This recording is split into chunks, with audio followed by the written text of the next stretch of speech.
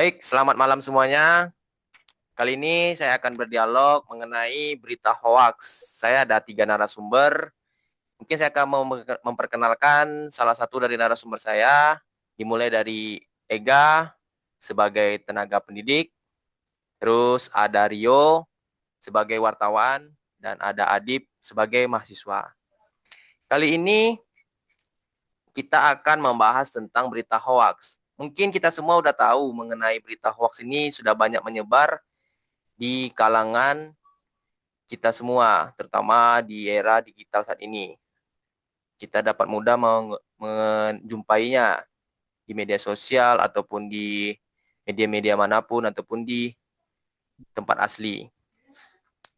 Mungkin ada beberapa saya akan mengajukan pertanyaan yang akan saya mulai dari Ega sebagai tenaga pendidik. Mungkin melihat fenomena digital tahun 2006 di mana AI sudah sangat canggih. Bagaimana Bapak melihat pergeseran pola produksi hoax dibanding tahun-tahun sebelumnya dari kacamata akademis? Mungkin Bapak Ega bisa memaparkannya, boleh dibantu untuk dijelaskan.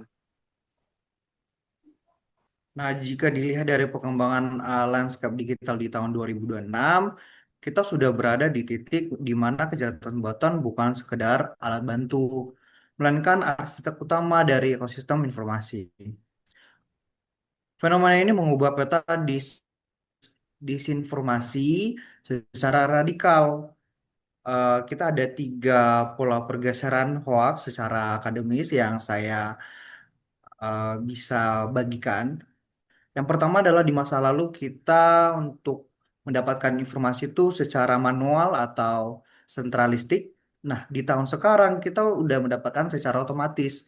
Kita udah buka handphone, udah dapat informasi segitu gampangnya dan hyper personalized.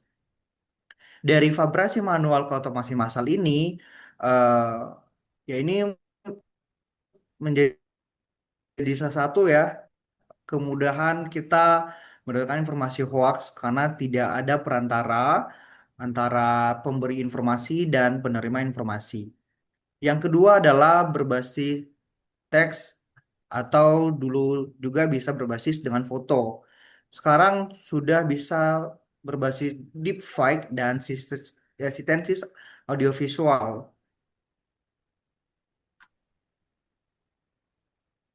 Pergeseran medium ini atau multi modal fake content, jika dahulu kotak didominasikan oleh teks perintikan dan foto yang dipotong atau cropped.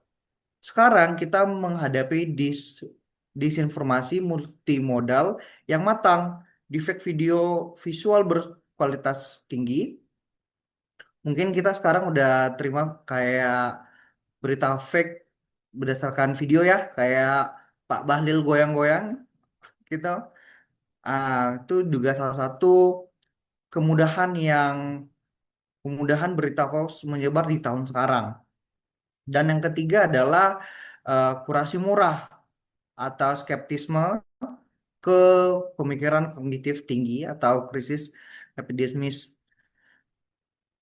Targetan hyperpersonal algoritma Weno-Nigeizen hoax tidak lagi ditembakkan secara acak ke publik, memanfaatkan persenjataan data besar dan dianalisis oleh AI. Hoax kini diproduksi khusus untuk menyerang kerentanan psikologis kelompok dan individu tertentu berdasarkan rekam jejak digital mereka. Dan yang terakhir adalah cases epistemologi atau informed naivety. Secara psikologis, masyarakat tahun 2006 mengalami keletihan kognitif karena semua pada terlihat dan terdengar sangat meyakinkan berkat bantuan AI.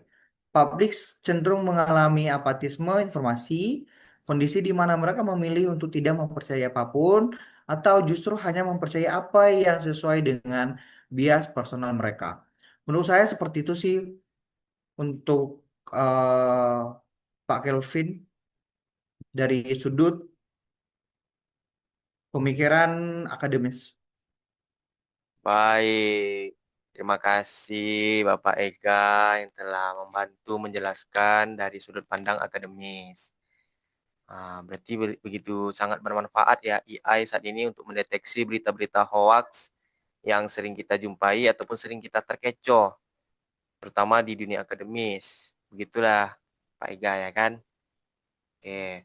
Mungkin saya akan juga mengajukan pertanyaan dari sudut pandangnya Bapak Rio sebagai wartawan, yaitu ketika kepercayaan publik terhadap media arus utama konsep digoyang oleh narasi hoaks yang menuduh media berpihak. Strategi apa yang Bapak dan institusi media lakukan untuk menjaga kredibilitas di mata masyarakat? Mungkin Bapak Rio bisa membantu menjabarkan atau memberikan informasi mengenai berita hoaks ini di kalangan wartawan.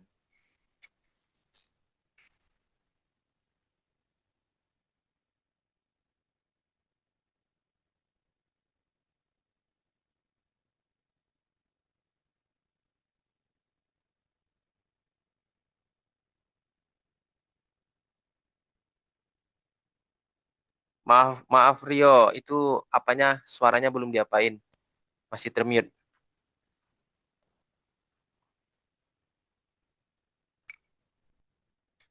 Oke, Oke, oke, sudah bisa dimulai. oke Bang. Jadi Rio bantu jawab ya Bang dari sudut pandang wartawan. Jadi strategi menjaga kredibilitas di tengah gempur narasi atau media berpihak. Tuduhan keberpihakan memang bukan hal baru, tapi intensitasnya makin tajam di era sekarang.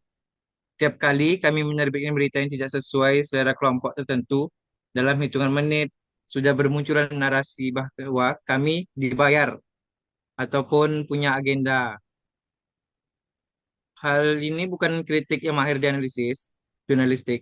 Ini adalah serangan sistematis terhadap kepercayaan publik. Jadi strategi kami ada beberapa lapis. Pertama, transparansi proses redaksi. Kami mulai membuka lebih banyak informasi tentang bagaimana sebuah berita diproduksi, siapa narasumbernya, mengapa kami memilih angle tertentu, apa sumber data yang kami gunakan, public melek, media akan menghargai ini. Kedua, kolaborasi cek faktalitas institusi.